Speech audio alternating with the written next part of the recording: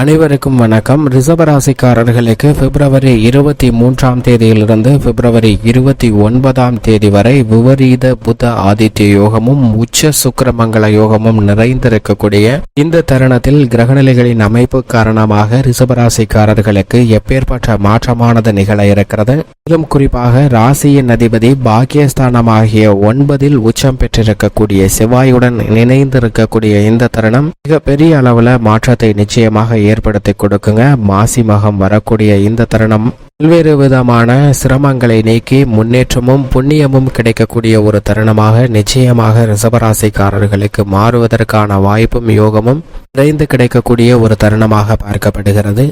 பிப்ரவரி 23ஆம் தேதியிலிருந்து 29ஆம் தேதி வரை கிரகநிலைகளின் அமைப்பை ஆராய்ந்து பார்க்கும் போது விபரீத புத ஆதித்ய யோகமும் உச்ச சுக்கிர மங்கள யோகமும் நிறைந்திருக்கக்கூடிய ஒரு தருணமாக அமைகிறது. எனவே இந்த வாரத்தில் நீங்கள் திட்டமிடக்கூடிய காரியங்களில் நிச்சயமாக மிகப்பெரிய அளவில் மாற்றம் ஏற்படுகிறது. ஏனென்றால் விபரீத புத ஆதித்ய யோகம் கொடுக்கக்கூடிய வகையில் சனியுடன் சூரியன் மற்றும் புதன் இணைந்து சஞ்சரிக்கின்றனர். இதன் காரணமாக புத ஆதித்ய யோகமானது பல மடங்கு வீரியமாகவும் மிகப்பெரிய அளவில் மாற்றத்தையும் சந்திப்பதற்கான வாய்ப்பு உருவாகிறது. ஏனென்றால் கும்பராசியில் ஆட்சி பலம் பெற்று சஞ்சரிக்கிறார் சனி. அவருடன் இணைந்து சூரியன் புதன் ஆகிய கிரகநிலைகள் இந்த வாரம் முழுவதுமே மிக சிறப்பாக சஞ்சரிக்க போகின்றன. அப்படி சஞ்சரிப்பதால் புத ஆதித்ய யோகம் விபரீத புத ஆதித்ய யோகமாக நிறைந்து கிடைக்கிறதுங்க. ஏனென்றால் நீதி தவறாத நடுநிலை தவறாத நியாயஸ்தராக இருக்கக்கூடிய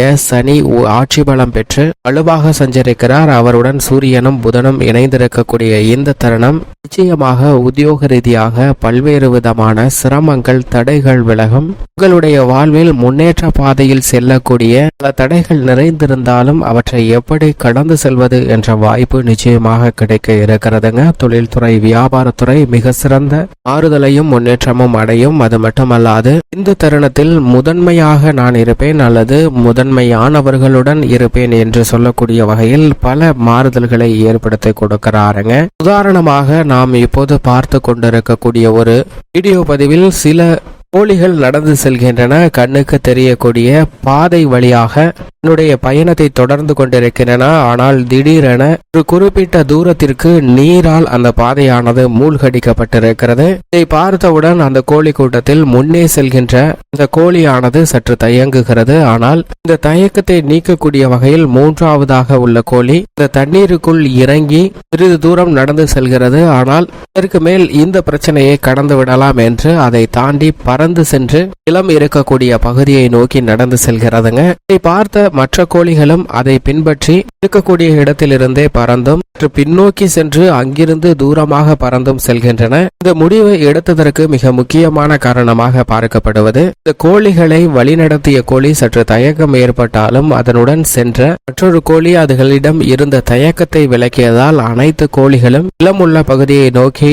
நடந்து சென்று தன்னுடைய பாதையில் ஏற்பட்ட தடைகளை தாண்டி வந்தன. தயங்கி இருந்த கடைசி கோழியும் இவ்வளவு கோழிகள் கடந்து விட்டதை பார்த்து தன்னால் முடியும் என்று அதுவும் அந்த சிரமத்தை தாண்டி வருகிறதுங்க. இது போன்றுதான் மனிதர்களுடைய வாழ்வில் பல்வேறு வகையான சிரமங்களுக்கு ஆட்கொள்வதற்கான வாய்ப்பு திடீரென ஏற்படுவதற்கான ஒரு சூழ்நிலை ஏற்பட்டாலும் கூட அவற்றை கடந்து செல்வதற்கு நமது கூட இருப்பவர்கள் துணிச்சலாக நம்மளை வழிநடத்த வேண்டும் அல்லது நாம் அந்த வழிநடத்துபவர்களாக இருக்க வேண்டும் என்பதை உணர்ந்து செயல்பட்டாலே நிச்சயமாக நல்ல பலன் நிறைந்து கிடைக்குங்க. அதிலும் குறிப்பாக இந்த தருணத்தில் விபரீத புத ஆதித்ய யோகம் நிறைந்திருக்கும் போது உச்ச சுக்கிரமங்கல யோகமும் கிடைக்கிறது. ஏனென்றால் சுக்கிரன் இந்த தருணத்தில் உச்சம் பெற்ற செவ்வாயுடன் இணைந்து மகர ராசியில் வீற்றிருக்கிறாருங்க. சனியின் மற்றொரு ஆட்சி வீடான மகர ராசியில் செவ்வாய் மற்றும் சுக்கிரன் இணைந்து மிகவும் அபரிவிதமாக உச்ச சுக்கிரமங்கல யோகம் நிறைந்து கொடுப்பதால் இந்த தருணத்தில் பல்வேறு விதமான சுப நிகழ்வுகள் இனிமையாக நடைபெறும். எந்த விதமான தடையும் தாமதமும் அலைச்சலும் சிரமமும் இல்லாமல் நீங்கள் திட்டமிட்டதை விட மிக விரைவாகவும் துல்லியமாகவும் நடத்தி முடிப்பதற்கான வாய்ப்பும் யோகம் யோகமும் இந்த தருணத்தில் மிகவும் அபரிவிதமாக கிடைக்கிறது என்பதை கிரகநிலைகள் உறுதிப்படுத்துகின்றன. அது மட்டுமல்லாது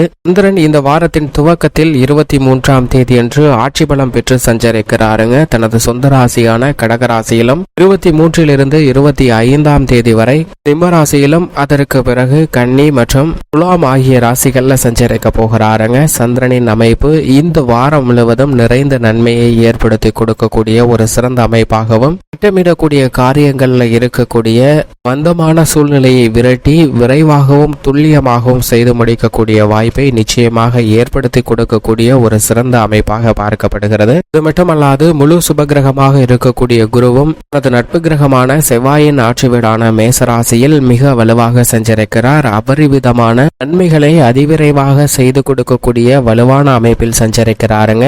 இது மிக பெரிய அளவுல வரவேற்கத்தக்க ஒரு அமைப்பாக பார்க்கப்படுகிறது. அதே போன்று நிழல் கிரகங்கள் சாயா கிரகங்கள் என்று சொல்லக்கூடிய ராகு கேதுவும் தனது சமகிரகமான குருவின் ஆட்சி வீடான மீன ராசியில் ராகுவும் புதனின் ஆட்சி வீடான கன்னி ராசியில் கேதுவும் சஞ்சரிப்பது வாழ்வில் ஏற்படக்கூடிய பல தடைகளை விலக்கி முன்னேற்றம் நிறைந்தவையாக மாற்றுவதற்கான வாய்ப்பை உறுதிப்படுத்துகின்றன. இப்படி கிரகநிலைகளின் அமைப்பு இருக்க ரிஷபராசிக்காரர்களின் குடும்ப சூழ்நிலையை பொறுத்த வரைக்கும் மங்களகாரகன் என்று சொல்லக்கூடிய செவ்வாய் பாக்கியஸ்தானம் ஆகிய 9 உச்சம் பெற்று சஞ்சரிக்கிறாருங்க. அவருடன் இணைந்து ராசியின் அதிபதியான சுக்கிரனும் மிக வலுவாக சஞ்சரிப்பது ரிஷபராசிக்காரர்களுக்கு நிச்சயமாக நிறைந்த நன்மையும் முன்னேற்றமும் அபரிவிதமாக கிடைக்கக்கூடிய ஒரு சிறந்த அமைப்பாக பார்க்கப்படுகிறது. அது மட்டுமல்லாது ராசியின் ராஜயோகாதிபதியாக இருக்கக்கூடிய சந்திரனும் ஆட்சி பலம் பெற்று சஞ்சரிக்கிறாருங்க. எனவே பல்வேறு வகையான சங்கடங்கள் குடும்ப ரீதியாக சந்திக்கக்கூடிய சிரமங்கள் விலகி முன்னேற்றம் நிறைந்து கிடைக்கக்கூடிய ஒரு இனிமையான தருணமாக அமைவதற்கான வாய்ப்பும் யோகமும் நிச்சயமாக கிடைக்கிறது.